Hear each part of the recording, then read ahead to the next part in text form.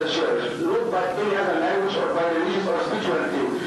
If we have all extravagant, either rich or even what we call them poor, out of our saving, we can help Africa, a Muslim, by helping them against poverty, against illiteracy, against all types of diseases which is spread.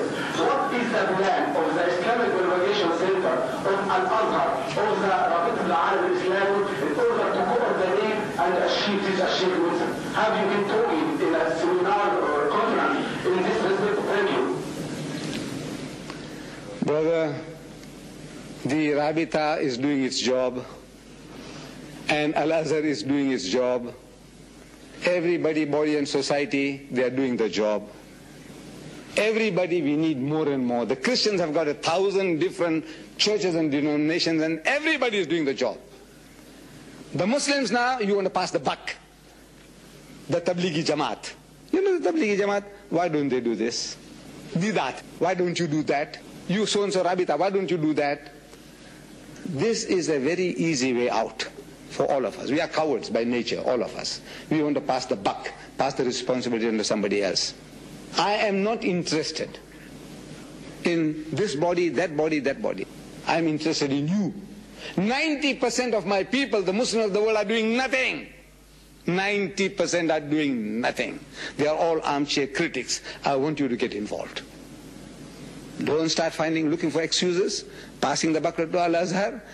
They have their faults. They have their shortcomings. Everybody seems to have some shortcoming. Me too, I have my shortcomings. But I want you to all get involved, and for that, get my books, these booklets of mine, to arm yourself against this Christian onslaught.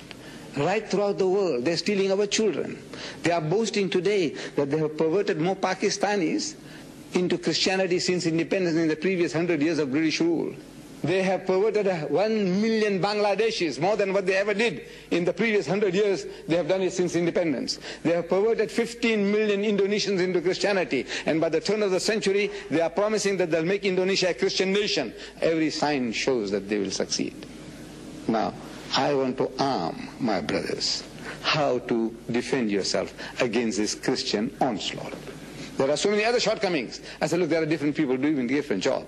You might choose a role to help the community in some other field. You might be a black belt karate expert.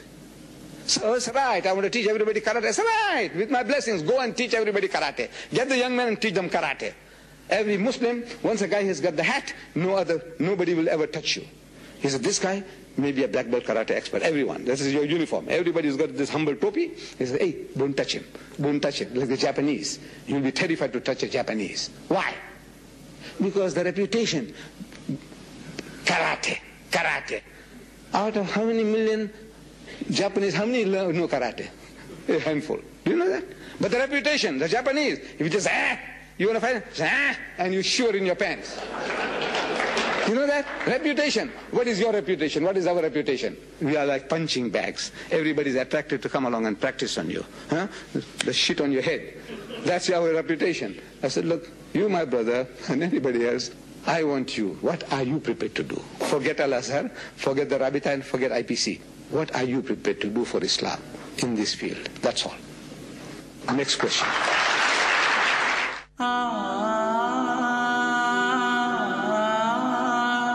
I want to arm my brothers how to defend yourself against this Christian onslaught. There are so many other shortcomings. I said, look, there are different people doing a different job. You might choose a role to help the community in some other field. You might be a black belt karate expert. So it's right, I want to teach everybody karate. It's right, with my blessings, go and teach everybody karate. Get the young men and teach them karate. Every Muslim, once a guy has got the hat, nobody will ever touch you. He said, this guy may be a black belt karate expert. Everyone, this is your uniform. Everybody's got this humble topi. He said, hey, don't touch him. Don't touch him, like the Japanese. You'll be terrified to touch a Japanese. Why? Because the reputation, karate. Out of how many million Japanese, how many know karate? A handful. Do you know that? But the reputation, the Japanese, if you just, you want to fight, and you shiver in your pants. You know that? Reputation. What is your reputation? What is our reputation? We are like punching bags. Everybody is attracted to come along and practice on you. Huh? The shit on your head. That's our reputation. I said, look, you my brother and anybody else, I want you. What are you prepared to do? Forget Al-Azhar, forget the Rabita and forget IPC.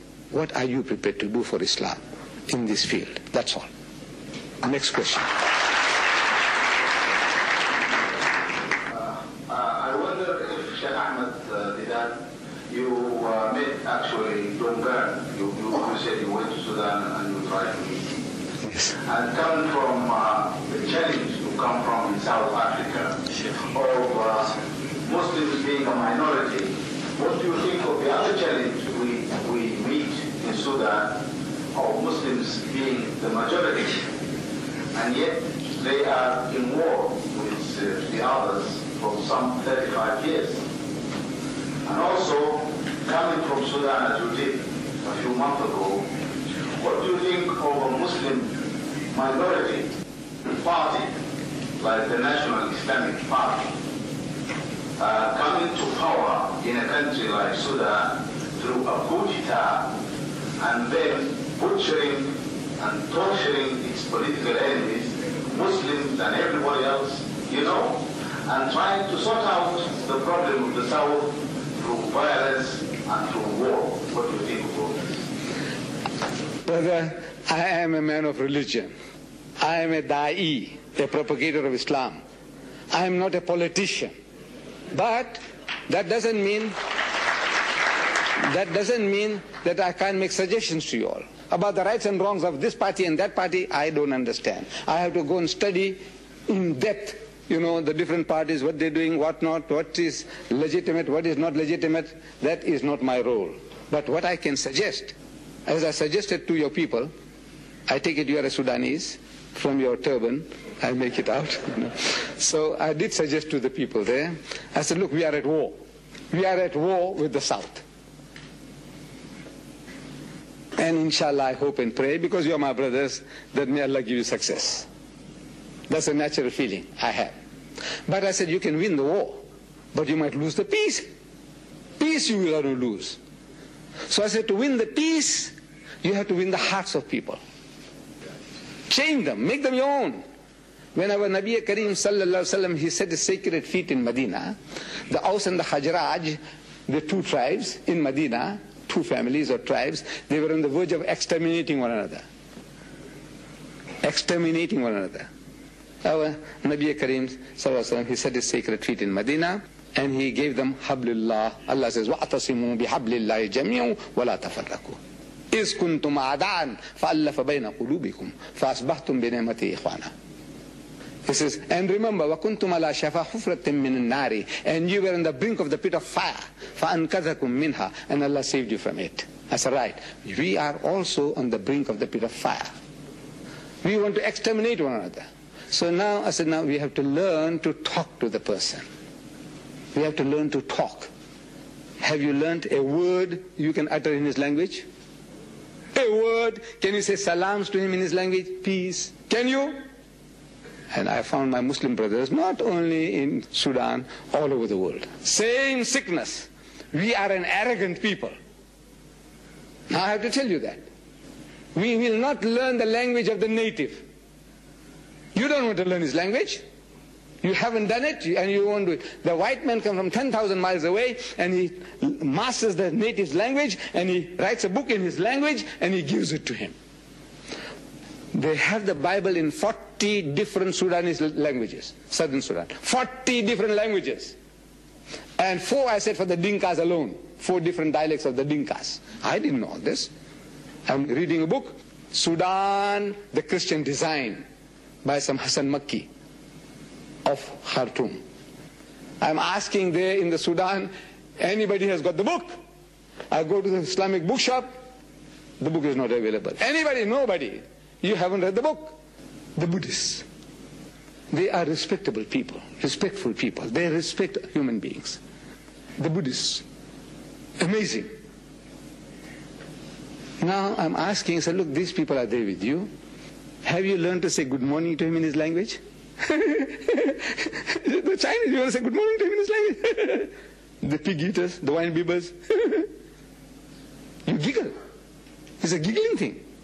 In Singapore, I said, the guys are ruling you now. It was a part of Malaysia. I don't know whether you know. Singapore was Malaysia. When the British left, they left that system of democracy, counting of heads, and they counted the heads. There were more Chinese heads than Malay heads. So the Chinese came into power. There are now over 2 million, and you are 500,000, the Malays. And till doomsday, you can never catch up. For every 10 Chinese that are born, only 2 Malays are born.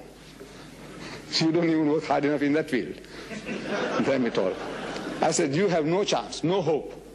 Have you learned to say good morning to him in his language?